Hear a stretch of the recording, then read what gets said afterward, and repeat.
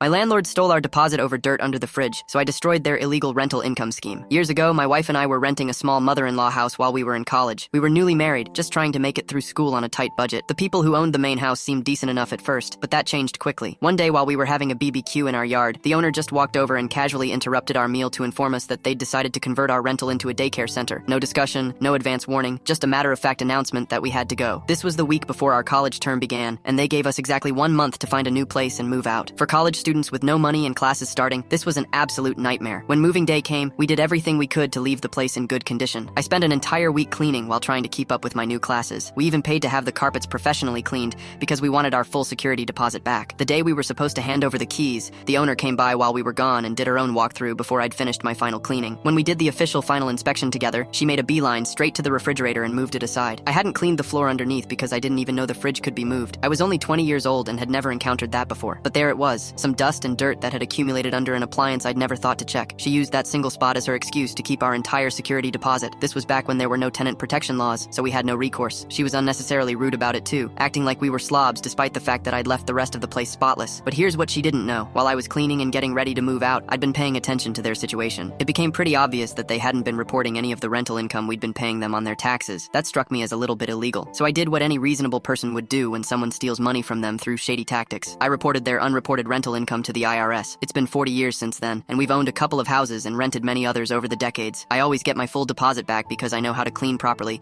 and leave places in good condition. In all those years and all those moves, not a single other landlord has ever thought to check under the refrigerator. Most reasonable people understand that appliances accumulate some dust underneath them over time, and that's not considered damage worth keeping someone's deposit. But this woman wanted to steal money from college students, so she moved that fridge specifically looking for an excuse to keep our cash. What she didn't expect was that her tax evasion would end up costing her way more than the security deposit she stole from us. I never found out exactly what happened with the IRS investigation, but I imagine owing back taxes, penalties, and interest on years of unreported rental income was significantly more expensive than the few $100s she kept from us. Sometimes the best revenge is just making sure people face the consequences of all their illegal behavior, not just the parts that hurt you personally. She thought she could take advantage of young people with no legal protections, but it turns out we had more power than she realized. The moral of the story is simple. Don't steal from people who pay attention to details and have access to government agencies that take tax evasion very seriously.